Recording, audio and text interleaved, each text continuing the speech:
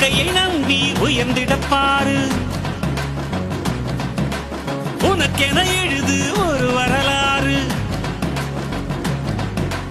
உனக்குள்ள சக்தி இருக்கு அதை புசிப்பிட வழிபாரு சுபவேளை நாளை மாலை சூடிடு அட எவனுக்கு என்ன குணம் எவனுக்கு என்ன பலம் கண்டதில்லை ஒருவருமே ஒரு விதைக்குள்ள அடைப்பட்ட ஆலமரம் கண்முடிக்கும் அதுவரை பொறுமனமே சிங்க நடை போட்டு சிகரத்தில் ஏறு சிகரத்தை அடைந்தால் வானத்தில் ஏறு எம்பேரு படையப்ப இடப்பட்ட நடையப்ப என்னோட உள்ளதெல்லாம் இளஞ்சிங்க படையப்ப